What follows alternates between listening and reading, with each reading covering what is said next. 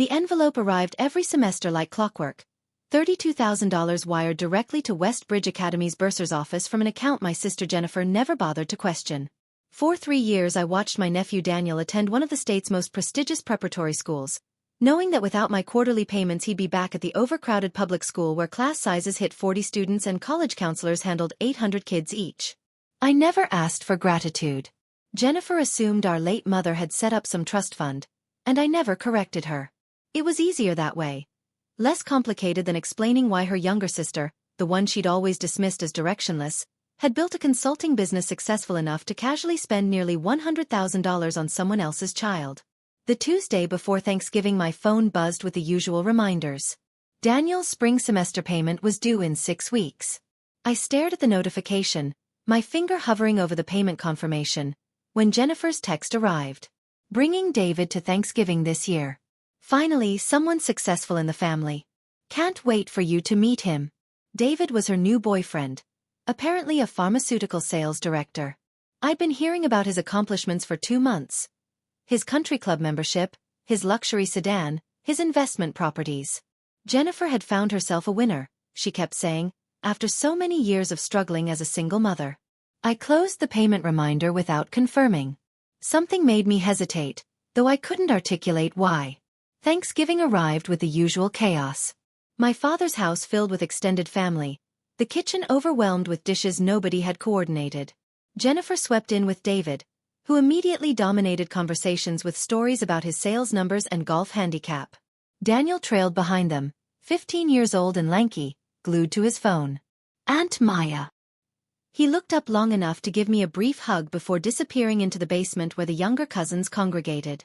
Maya, come meet David properly. Jennifer's hand rested possessively on her boyfriend's arm. David, this is my younger sister.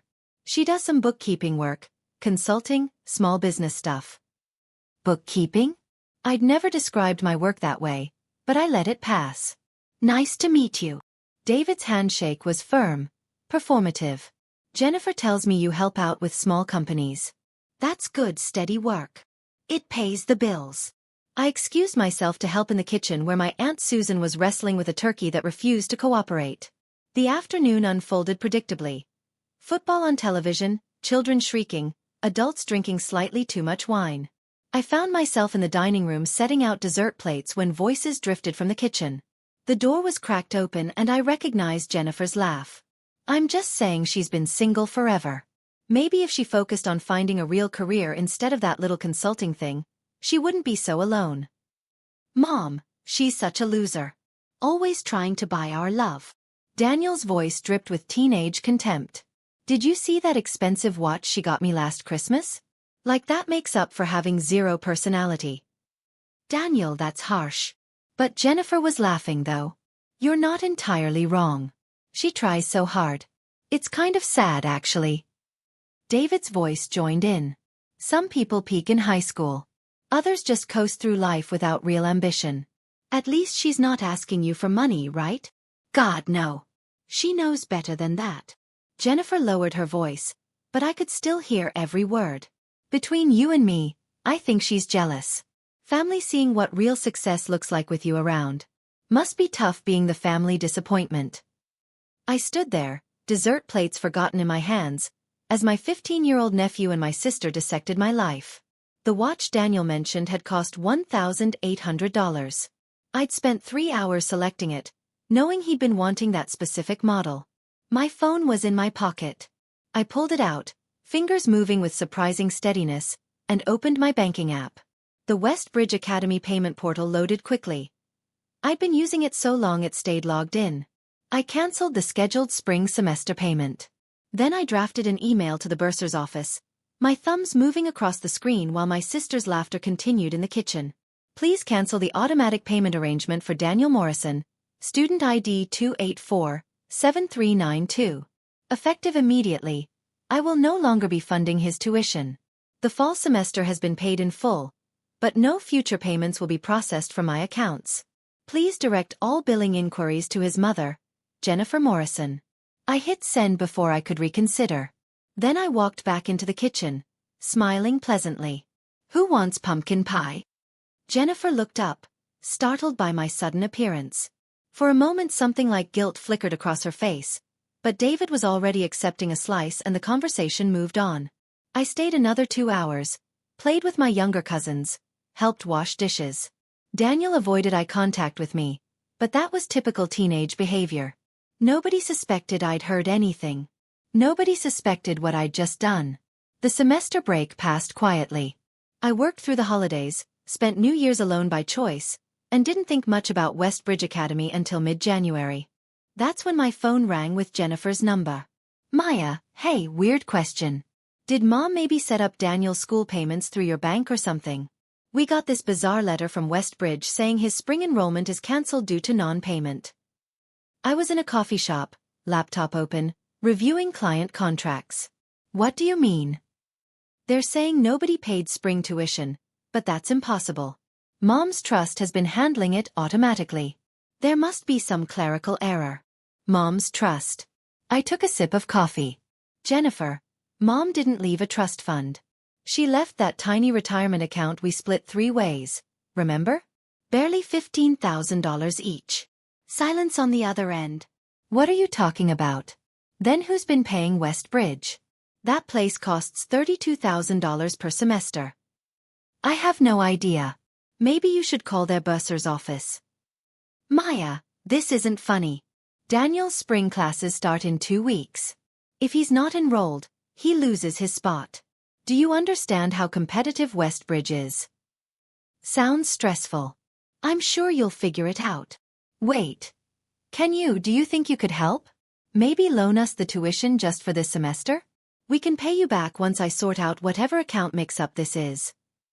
A $32,000 loan to someone who'd called me a loser 5 weeks earlier. Someone who'd laughed while her boyfriend called me unambitious and her son mocked my gifts. Jennifer, I don't have $32,000 to loan. I do bookkeeping, remember?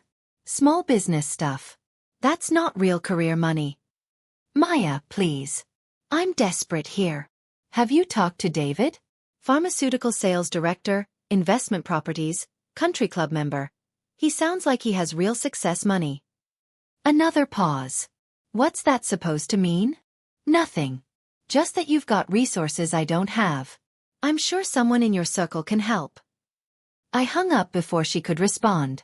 The text started an hour later. First Jennifer, then my father, then even my Aunt Susan. Daniel's educational future was at stake. Surely I could help somehow. Family was supposed to support each other.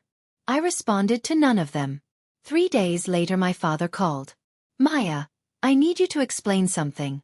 Jennifer's at Westbridge Academy right now, and apparently they have records showing you've been paying Daniel's tuition for 3 years out of your personal accounts. Is this true? Yes.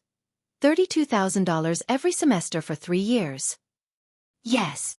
Why would you do that and not tell anyone? Because Daniel deserved better educational opportunities than Jennifer could afford. I had the money. It seemed straightforward. And now you've stopped paying. Correct. My father was quiet for a long moment. This is about Thanksgiving, isn't it? Jennifer mentioned you might have overheard something. Daniel called me a loser who tries to buy love. Jennifer agreed and added that I'm the family disappointment with no real ambition. Her boyfriend David chimed in about how some people peak in high school. So yes, Dad, this is about Thanksgiving. Maya. I'm not angry. I'm just done subsidizing people who have such contempt for me. Daniel can finish the fall semester since it's already paid. After that, they're on their own. You can't just pull funding like this. Daniel's already enrolled. He's made friends, joined the robotics team. This will devastate him. Then Jennifer should have thought about that before raising a child who mocks the aunt paying his tuition. I hung up and turned off my phone. The next week was a blur of ignored calls and deleted voicemails. I knew what was happening without needing updates. Jennifer was panicking, trying to secure financial aid that required months of advance applications. David had apparently promised to help, but his investment properties turned out to be a timeshare and half ownership in a rental condo. Not exactly $32,000 per semester wealth. My father tried showing up at my apartment, but I pretended not to be home. My Aunt Susan sent a long email about family forgiveness that I archived without reading. Finally, 2 weeks after the spring semester should have started, Jennifer appeared at my office. She looked exhausted, hair pulled back messily, no makeup, the kind of worn-down appearance that comes from too many sleepless nights. He can't go back to public school mid-year, she said without preamble. All his friends are at West Bridge. His college applications are built around the robotics program there. This will destroy his transcript. You should have considered that before Thanksgiving. Maya, I'm sorry. We were drunk and stupid and cruel. Daniel's a teenager who says idiotic things. Please don't punish him for my mistakes. I'm not punishing anyone. I'm simply declining to fund someone's education when his family thinks I'm a loser trying to buy love. Seems reasonable. What do you want? An apology? Fine. I apologize. Daniel apologizes. We were wrong. Jennifer, I don't want an apology. I want you to understand that I spent $96,000 over 3 years so your son could have opportunities you couldn't provide. And you responded by mocking me in your kitchen, not to my face, which would have taken courage, but behind my back while I set out dessert plates. She was crying now. I know, and I'm so sorry. Please, Maya, I'll do anything. Just one more semester. Give me time to figure out financial aid or find a loan or something. You had 3 years to figure out who was paying. You never asked. You just assumed some magical trust fund covered everything, and you never questioned it because it was convenient. What do you want from me? I looked at her. This older sister who'd spent our entire childhood being the pretty one, the popular one, the successful one, the one who got married first, had a child first, and seemed to have life figured out while I was still finding my way. I want you to tell Daniel the truth. That his loser aunt paid for 3 years of elite education, that the woman he mocked for trying to buy his love put nearly $100,000 into giving him opportunities he got without effort. I want him to know that while he was ridiculing my gifts, I was funding his entire academic career. He knows. I told him yesterday. He's devastated. Good. Devastation builds character.